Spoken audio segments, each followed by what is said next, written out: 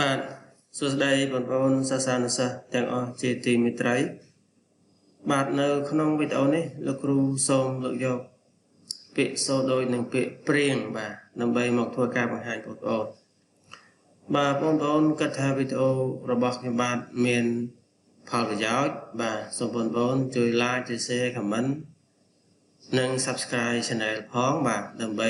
ឲ្យខ្ញុំបាទមានលទ្ធភាពធ្វើវីដេអូនេះបន្តទៅទៀត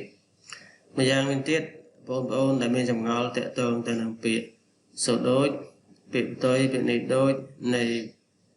ភាសាខ្មែរបងប្អូនអាចធ្វើការ comment ខាងក្រោមវីដេអូខ្ញុំបាទនឹងដោះស្រាយជូនបងប្អូនអញ្ចឹងដើម្បីកុំឲ្យខាត់ពេលវេលាយូរបាទសូមបងប្អូនទាំងអស់ធ្វើការតាមដានជាមួយនឹងការបង្ហាញដូចតទៅបាទពាក្យទី1គឺពាក្យព្រៀងបាទព្រៀងពចង្រស្រអានិងងយើងអានថាព្រៀងថ្នាក់ពាក្យជាកិរិយាសព្ទដែលមានន័យថាធ្វើមួយត្រួសលបងមើលសិននិយាយស្នើមួយលើកមុនលបងមើលសិនឧទាហរណ៍ព្រៀងការព្រៀងសម្បត្តិព្រៀងសេចក្តីព្រៀងដំណើរនិយាយព្រៀងបាទព្រៀងមានន័យថាយើងរៀបចំធ្វើអីមួយទុកមុនបាទមុននឹងធ្វើការសម្រេចចិត្តជាចុងក្រោយនេះគឺពាក្យព្រៀងចំពោះអត្ថន័យទី2វិញព្រៀងនេះថ្នាក់ពាក្យជាគុណនាមដែលមានន័យថាដែលគ្រាន់តែធ្វើឬនិយាយមួយលើកមុនលបងមើលសិនបាទមានន័យថាដែលគ្រាន់តែធ្វើឬនិយាយមួយលើកមុនលបងមើលសិនមានន័យថាហាត់សម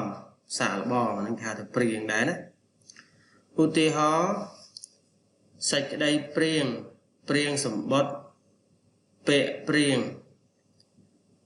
ភ្លឺព្រៀង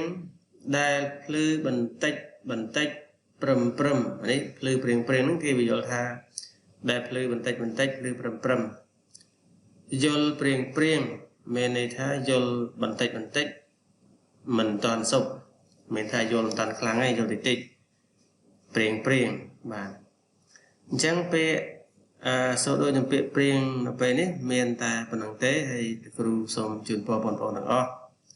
ឲ្យជួបតែសេចក្តីសុខនិងទទួលបានជ័យជំនះក្នុងការសិក្សាផងដែរបាទសូមអរគុណ